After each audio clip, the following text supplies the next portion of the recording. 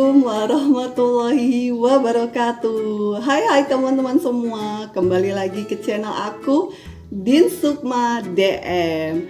Oke teman-teman, padahal kemarin ini aku udah niat banget pengen bikin video YouTube seminggu paling nggak 3 kali atau 2 kali. Ternyata niat aku harus dibatalkan kemarin karena aku mengalami yang namanya sakit head yang sangat hebat. Nah, kenapa masalahnya? Kamu mau tahu? So, jangan di skip ya video aku. Dan bagi teman-teman yang belum subscribe channel aku, jangan lupa untuk subscribe ya. Aku hitung dari sekarang. 1, 2, 3, subscribe. Ayo dong subscribe, gratis ya. Oke, terima kasih yang sudah subscribe. Dan jangan lupa juga untuk like, comment, and share video-video aku lainnya supaya aku bisa lebih semangat lagi membuat video-video menarik lainnya untuk kita semua. Nah, teman-teman, jangan lupa juga untuk tekan tombol loncengnya supaya aku bisa memberi informasi-informasi menarik lainnya untuk kalian semua ya. Jadi tonton terus video-video aku.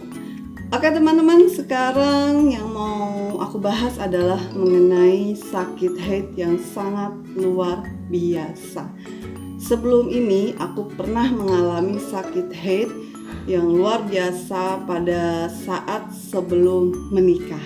Nah, ceritanya awalnya pada saat aku sebelum menikah itu aku pernah mengalami yang namanya sakit head. Yang pertama, sakit perut yang sangat luar biasa, seperti orang sakit mah ya, tahu kan rasanya kayak gimana, seperti ditusuk-tusuk terus diperas perutnya.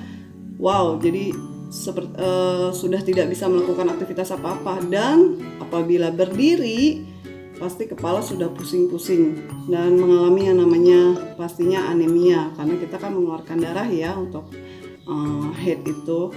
Nah, yang kedua itu kepala pusing. Kalau sudah tidak tertahankan, terpaksa, misalkan kan kita masih suka bolak-balik ke kamar mandi ya, apalagi pada saat menstruasi suka bolak-balik aja ke kamar mandi. Nah, itu biasanya aku pernah yang namanya mengalami pingsan ya. Itu mah udah parah banget kalau udah mengalami yang namanya pingsan, tidak sadarkan diri, dan akhirnya mencoba obat-obatan yang seperti untuk penambah darah atau yang lainnya supaya meringankan sakitnya, biasanya paracetamol ya untuk mengurangi rasa sakit perutnya. Tapi ternyata karena zaman dulu waktu aku masih baru-baru kerja sekitar tahun 2007 ya, 2007 aku nggak berpikir untuk paling biasa lah yang namanya orang sakit head gitu kan. Jadi nggak ada yang namanya niat untuk periksakan diri ke dokter karena udah parno kan yang namanya ke dokter itu, takut di ini, takut disuntik apa segala macam. Padahal seharusnya bagi kita perempuan yang sudah mengalami headnya itu sakitnya luar biasa, please tolong untuk segera periksakan diri kalian ke dokter.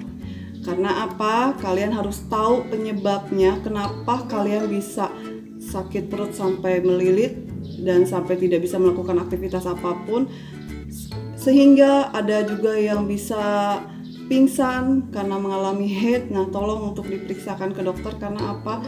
Banyak kemungkinan yang bisa terjadi. Misalkan yang pertama, kista. Kista itu ada banyak macam ya, dari kista endometriosis, kista ovarium, dan lain sebagainya. Nah, nanti akan aku bahas mengenai kista karena aku juga mengalaminya setelah diperiksa ke dokter. Dan ada juga yang namanya miom. Miom itu juga bisa menyebabkan sakit head atau mungkin penyebab-penyebab lainnya yang kita mungkin tidak tahu. Jadi tolong untuk teman-teman semua di sini yang mengalami sakit headnya sudah sangat luar biasa dan tidak seperti pada wanita umumnya yang sakit head cuman begitu-begitu aja, cuman perih ditusuk-tusuk doang, nggak sampai diperes, nggak sampai pusing, nggak sampai pingsan ya. Itu mah masih wajar. Tapi kalau kamu udah sampai pingsan, pusing, mual, dan udah nggak bisa melakukan aktivitas atau apapun, maaf rada keberibet ya, tolong periksakan diri kalian secepatnya.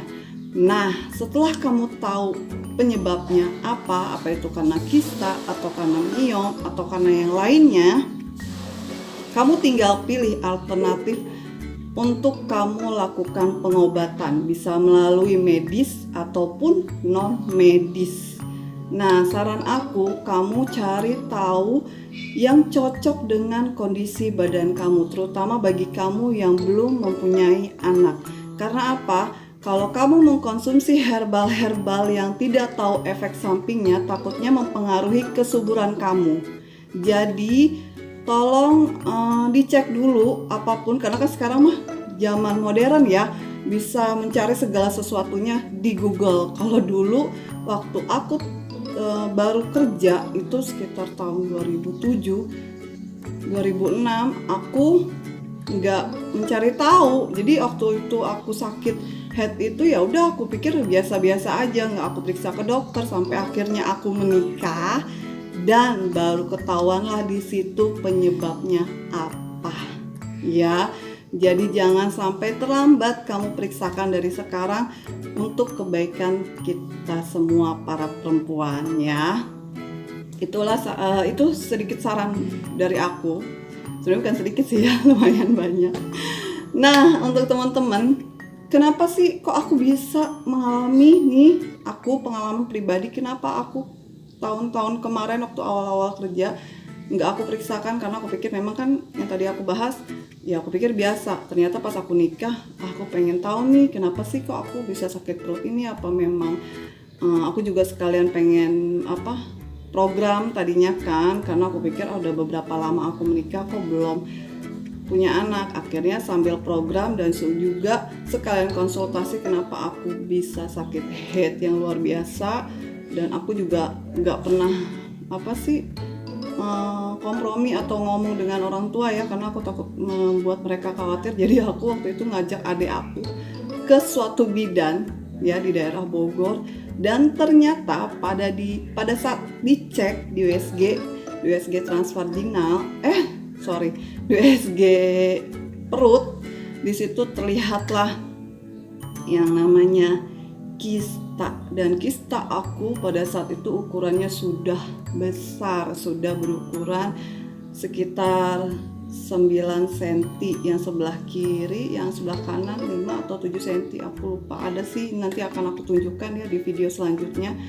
Kista aku itu ternyata sudah besar dan harus segera dioperasi menurut dokter, karena kan aku belum punya anak waktu itu gitu. Padahal ternyata diselidiki oleh dokter aku, kista itu mungkin sudah ada ya, mungkin sudah ada pada 5 tahun sebelumnya. Jadi 5 tahun kebelakangan ini sebenarnya aku udah punya kista, cuman aku nggak pernah konsul, jadi aku cuekin. Ternyata pada saat aku konsul, kista aku sudah besar. Nah itulah, karena sebenarnya pada umumnya wanita itu semua punya kista, tapi masalahnya kistanya itu berkembang atau tidak.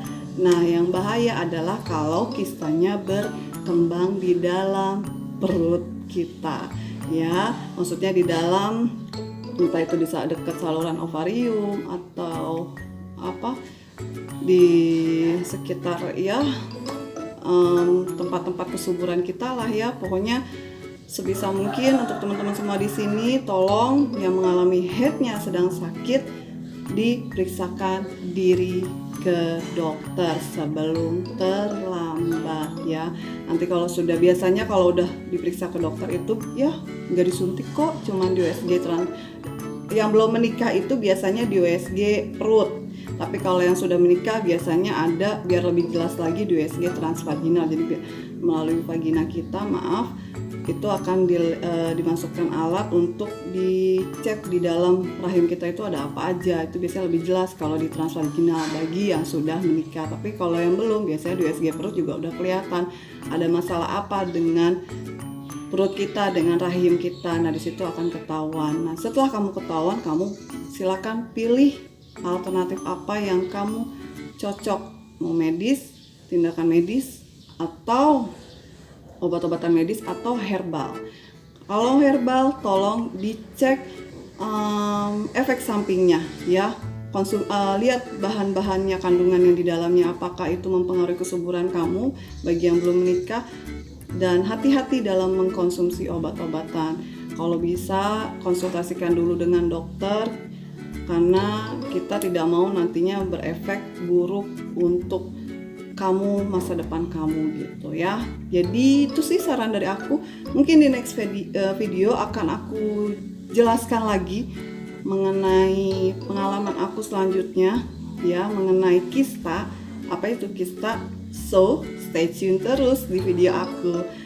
Oke, terima kasih teman-teman yang sudah nonton video aku, dan sekian dulu video aku kali ini. Di next video aku akan jelaskan lagi mengenai perempuan yang mengalami kista, apakah bisa punya anak ya, akan aku kasih tahu. Dan walaupun sekarang juga kita masih sama-sama berjuang, bagi yang belum punya anak jangan pernah menyerah. Bye bye. Assalamualaikum warahmatullahi wabarakatuh.